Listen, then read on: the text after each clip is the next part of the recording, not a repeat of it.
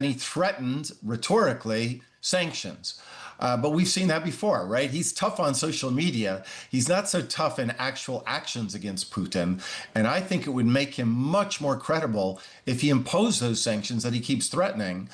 Vladimir Putin this morning offered a temporary ceasefire. The president has made it clear he wants to see a permanent ceasefire, first to stop the killing, stop the bloodshed. And while he remains optimistic he can strike a deal, he's also being realistic as well. And both leaders need to come to the table to negotiate their way out of this. And I do think that the president meeting with President Zelensky shows that he is exuding a lot of effort and time into this because he wants to be a peacemaker president, which he was in his first term. He intends to do that again.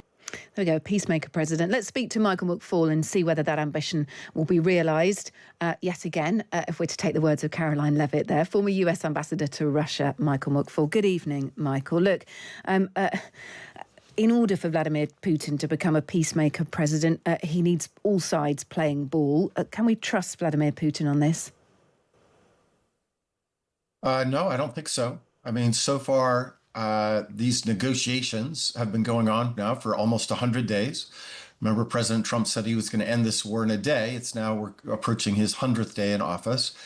And so far, what their strategy has been is to give Putin everything he wants, lots of concessions to the Russians, and just pressure to the Ukrainians. And that strategy hasn't worked. Instead, what you see is that Putin and his foreign minister, Sergei Lavrov, articulated this very clearly yesterday. They're just escalating their demands. And now we have on the table that the whole world has to recognize Crimea and the 4 regions of Ukraine as being part of Russia in order for them to stop the war. So I see little evidence that Putin is serious about ending the war. The ceasefire for a few days, that's a welcome moment to celebrate May 9th. They call that the Great Patriotic War, both in Ukraine and Russia. But beyond that, I don't see a lot of momentum on the Russian side. And bearing in mind what you've just said, why even bother having a ceasefire to coincide with the anniversary of VE Day? If both sides are so far apart, it's practically impossible to ever come to a peace deal, or certainly for the time being. Why even suggest that ceasefire? Why is Putin even doing it if he'll be aware as much as Zelensky's aware, as much as probably Donald Trump's team are aware behind the scenes, that never the two shall meet? Well, I don't know for sure. I'm not on constant communication with Vladimir Putin. He doesn't like me much. Why is he doing it, though? Why is he suggesting it if there are red lines that he has that are not going to be crossed? My hypothesis is that he's trying to show a gesture of goodwill because the Ukrainians have already agreed to a 30-day unconditional ceasefire that they hoped would create momentum for a longer-term ceasefire. That was proposed by the Trump administration. The Ukrainians accepted it, the Russians didn't. So this false equivalency that the Trump administration sometimes rolls out today, that both sides are being difficult, I do not see it that way. I think the Ukrainians are negotiating, Putin's not. I think this is a gesture to keep the Americans engaged because Putin, remember, is more interested in restoring bilateral relations with the United States. That is way more important to him than a negotiated peace solution. But he risks running the wrath of Donald Trump, who is already sounding a little bit more agitated than he has been in recent weeks. We've got this gesture from him of a ceasefire, but this temporary 3-day temporary truce. But as we've been saying, it's completely nonsensical. It's completely baseless as anything other than just, a short 3-day break, unless it turns into anything, unless it shows that Vladimir Putin is prepared to get round the table.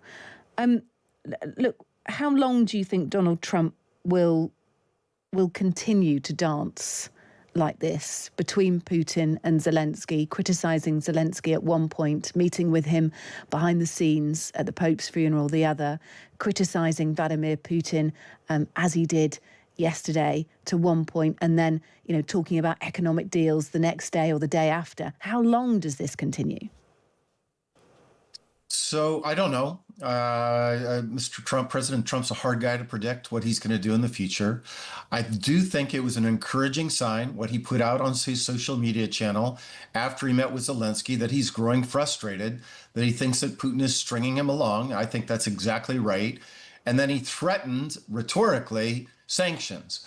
But we've seen that before, right? He's tough on social media. He's not so tough in actual actions against Putin. And I think it would make him much more credible if he imposed those sanctions that he keeps threatening. But I think the real question is if he walks away, and I think that would be a mistake, but I understand he may be grown frustrated. But will he also walk away from military assistance and intelligence assistance to Ukraine? That, to me, would be a big disaster and a big gift to Putin. So I don't think it's such a big deal that he stops negotiating because they're not making much progress. And many times the Trump team and his special envoy in particular, Mr. Witkoff, seems like he's acting as an agent for Putin, not a disinterested mediator. But what would be disastrous would be if the United States, my country, would walk away from military assistance and intelligence assistance for Ukraine. As you said, it feels like President Zelensky is conceding a lot more than his counterpart in Russia. Could Zelensky concede to such a point that it actually causes political unrest in his own country, that his people do not go for it, and he falls foul of that? Any kind of ceasefire, any kind of peace deal falls foul of that? That's a great question. And I don't think it's being asked enough in conversations, at least here in my country, in the United States, because I do think there is a bridge too far. And most certainly when it was floated this week that Crimea has to be recognized as part of Russia, that's a poison pill. There's no way. That is political suicide for President Zelensky to agree to that. And it made me wonder if that was the purpose, that the Russians have floated that idea because they precisely don't want to go forward. But we underestimate that there are real politics in Ukraine. It is a democracy. It is not a dictatorship. And Zelensky just can't go along with these proposals from the Trump administration because he has to face his own people. Look, really good to speak to you. Thank you for your time this evening. Michael McFaul, former US ambassador to Russia. Thank you for being with us.